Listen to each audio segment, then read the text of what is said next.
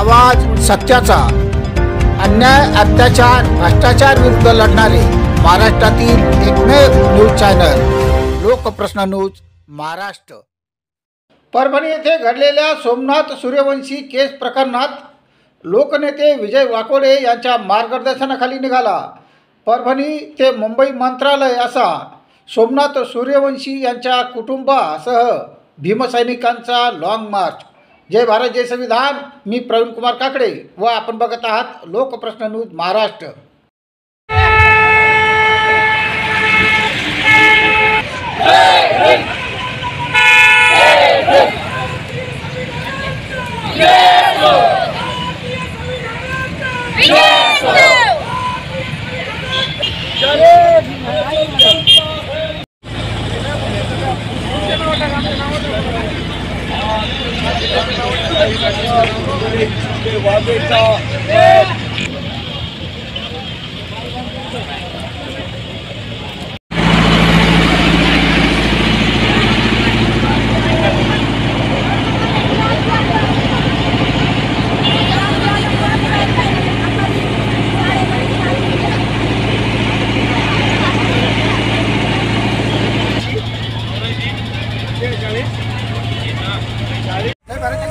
आज आपण संभाजीनगर या शहरात आहोत आणि आज आपण बघत आहोत की हा भव्य मोर्चा परभणी ते मुंबई आज हा निघालेला आहे।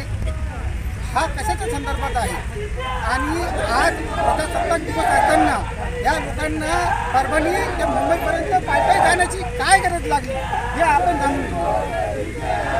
आमचा परभणीपासून निघालेला लॉंग मार्च परभणीमध्ये 10 तारखेला जी संविधानाची विटंबना झालेली आहे त्यानंतर पोलीस प्रशासनाने बौद्ध समाजाच्या जे कॉम्बिंग ऑपरेशनच्या नावाखाली आमच्या महिलांना आमच्या तरुणांना आमच्या भीमसैनिकांना जी अमानुषपणे मारहाण केलेली आहे त्यामध्ये सोमनाथ सूर्यवंशीचा जीव गेलेला आहे आणि त्यामध्येच त्याच ताणतणावामुळे लोकनेते विजय वाकोडे यांचा सुद्धा मृत्यू झालेला आहे।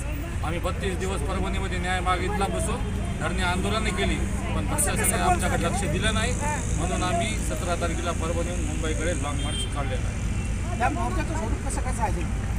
हा मोर्चा 17 तारखेला निघाला होता। उद्या आम्ही संभाजीनगरमध्ये प्रवेश करणार आहोत। आज संभाजीनगरहून नाशिकहून मुंबई 18 फेब्रुवारीला नाशिकच्या मंत्रालयावर हा मोर्चा जाऊन धडकला। हजारो भीमसैनिक लाखो भीमसैनिक यामध्ये सहभागी होणार आणि मुंबईला 18 तारखेला मुंबई जाम करण्याचं काम आम्ही करतो। मुंबईला हा किती दिवस तुमचा अंदाजे चालेल आणि प्रशासनाने तुमच्याकडे उलटपणे बघावं किंवा आतापर्यंत बघत नाही याचं कारण काय म्हणतं? कारण काय सांगतं? कारण की मुख्यमंत्र्यांना बौद्ध समाजाचा काहीतरी रोष असेल, आमच्याबद्दल काही वाईट भावना त्यांच्या मनात असते। कारण की 1-1.5 महिना झाला आम्ही न्याय मागेलो, आमच्या महिला न्याय मागेलो पण न्याय भेटलाच नाही म्हणून आम्ही ठरवलं की आता सगळ्याला घेऊनच जाऊ मुंबईत बसूनच न्याय मागू। त्यामुळे आम्ही निघालो तर आम्हाला 18 फेब्रुवारीच्या दिवशी आम्ही मुंबईला पोहोचणार आहोत मंत्रालयात। त्यांचे भाऊ आमच्यासोबतच होते पण त्यांची तब्येत खराब झाल्यामुळे त्यांच्या आईची तब्येत खराब असल्यामुळे ते सध्या परभणीला वापस गेलेले पण उद्या परवा ते उत्पन्न येणार आहेत। प्रशासनाकडे या गरीब कुटुंबाने मागणी केली असता अद्याप एवढा काळ उठूनही त्यांना या कुटुंबाला न्याय मिळत नाही। बघूया आपण प्रशासन या गरीब जनतेकडं या भीमसैनिकाकडं कोणत्या नजरेने बघा। प्रवीण कुमार काकडे।